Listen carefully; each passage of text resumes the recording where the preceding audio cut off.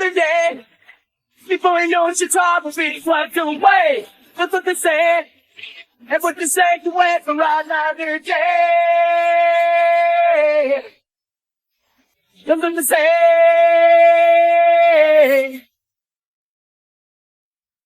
When I first started playing guitar, very early on, I learned that I could write songs and that I was able to be a songwriter.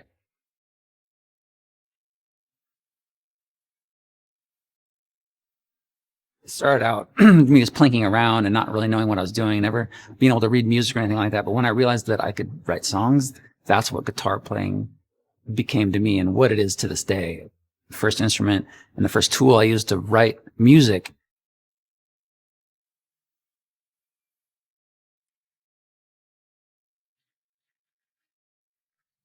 There's this punk house that we all hung out at in the 80s. And they had this really shitty guitar with, mine had 2 strings, but I learned how to play like Violent Femmes. When I was, I think, a sophomore or junior in high school, I got mono.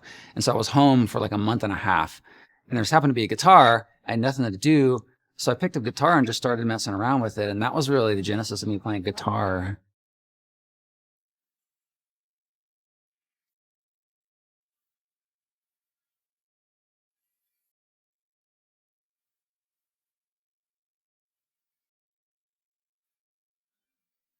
From the very beginning, when I got my first electric guitar, 10 through 46 was like always been the gauge. And I don't know if that's because that's the first gauge I ever used. And they were actually Ernie Balls, the very first, that green package. To me, that was the perfect gauge. Live, that's the go-to thing. And then in the studio, I use usually 11 through 48s just because they stay in tune a little better. I'm not a super heavy player. 10 through 46 just seem to be, for my style of playing, the perfect. I'm more wrist and less like arm and like, even when in the punk days, I was all wrist.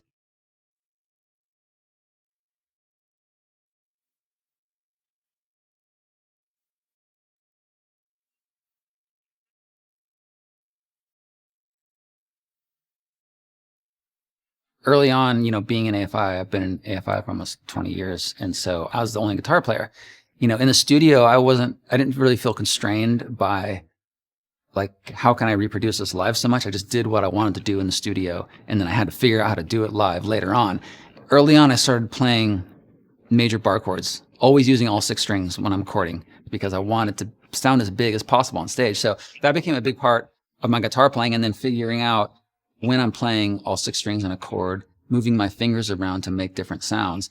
I play very few single string leads. There's always 2 or 3 strings. Like maybe I'm fretting 2 strings with an open string because I knew live, I don't want to sound all thin. Like I'm playing these big chords and all of a sudden I get this like plinky little high 1 string thing. It's not going to sound good.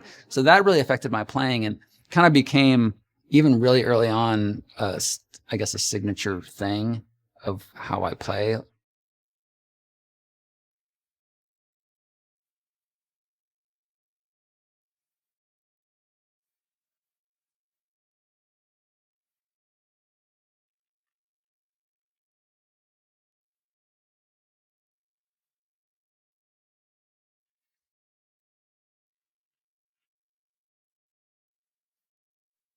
Just listening to music, I was very affected by music at an early age, and then learning to play it and learning to write songs myself. It's to this very day, I write music and work on music every single day. Really, the writing and the composing is my favorite part of music these days, and the part that I'm most drawn to. I just love to be in there, surrounded by instruments, and just have this endless world possibility of anything I can write. I do a lot of electronic music. I do scoring. I write rock music. I do co-writing. So it's just, even though I've been writing music for 25 years, there's still so much I haven't even touched on and so much to still explore.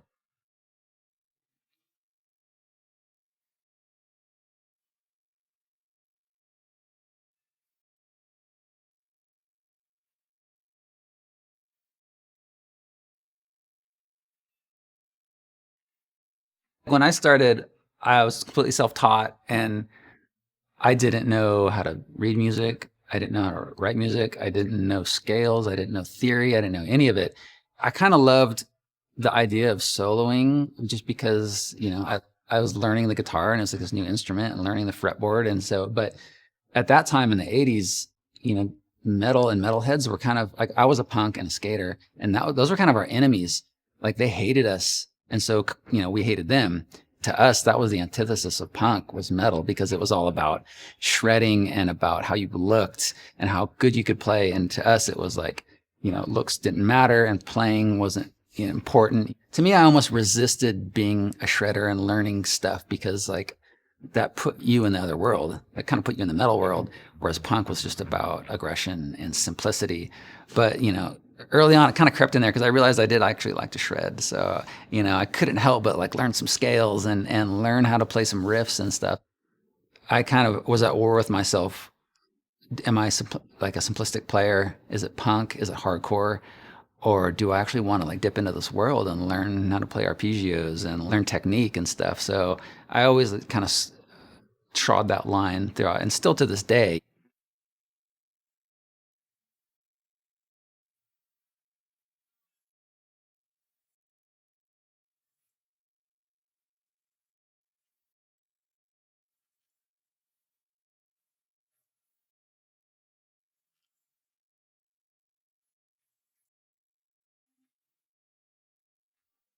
Sometimes I might play something that's like, well, you know, I did this 15 years ago, 100 times. Like, do I really need to do this type of song again? But sometimes, you know, you need continuity in your band.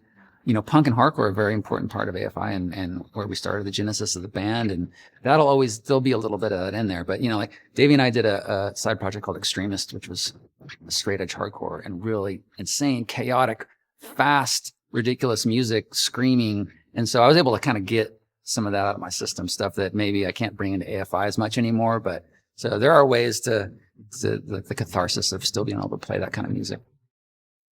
You have to push forward always, because when you start becoming stale and start just repeating yourself, then what's the point?